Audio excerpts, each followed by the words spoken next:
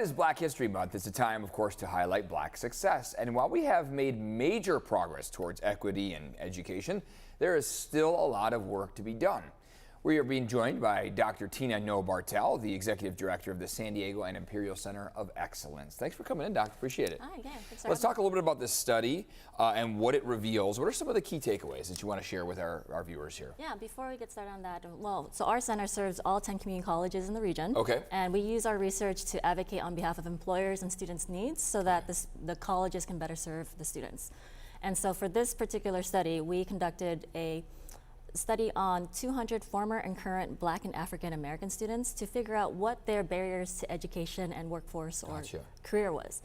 The reason for this study was that when we looked at the data, in any data set that you look at, Black and African American students or the population in general are more disproportionately impacted than any other racial and ethnic group.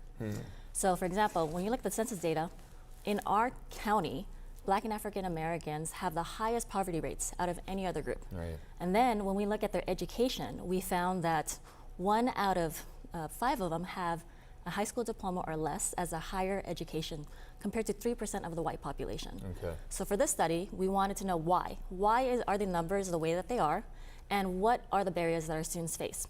So the findings were that 1, they experience extreme financial challenges. Our students had 25% of them spent 50% or more of their income on housing. Oh, okay. 1 out of 4 spent 50%. That's a big problem in San Diego County, right, for sure. And that's compared to, what, 33% of our income that we spent on housing on the average? Yeah. So that was one, huge financial difficulties. The other one was that they had major caregiving challenges. Not only did they care for their children, but they also had adult dependents. And when the COVID-19 pandemic happened, that extremely affected that community and other caregivers throughout the county. We have some of those points she's making on the screen here. Oh, yeah. And then as a result of that, right, they also experience microaggressions in the classroom and at work.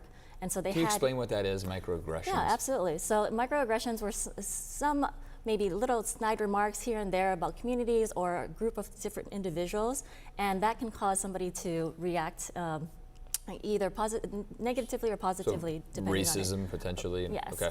Some discriminatory remarks may be intentionally or unintentionally said in a particular environment, but those microaggressions can cause you to feel unwelcomed or maybe not part of whatever work environment or classroom environment that you're in. Okay, and then you see on there fatigue and mental health, and as well as a lack of guidance. Only about 40 seconds left, but what are these findings? What are you going to do with these findings? What can be done about this? Yeah, so we've been going around campaigning on the challenges that our students face. You know, you typically think of students as those that just go and do education, but then you realize that a lot of our students have so many other challenges in their life that make them leave education before they can come back. That's why you see such low levels of educational attainment in this community. So our instructors are now changing the way that they teach our students. They are being more compassionate and caring about those life challenges, and we're trying to change our system so that they can come and go whatever challenges they experience. And we encourage employers in the region to do the same. Is there a website where people can learn more about the study? Or? Yes, we have a website for the study, but we also have a regional website that you can work with all of the colleges in San Diego and Imperial. That website is called myworkforceconnection.org. And that's the group that you want to connect if you ever want to partner with any of the community colleges. There's 10 of them in our region in San Diego and Imperial. All right, thanks for your time. Yeah, no problem. Taking a quick break. We'll be right back.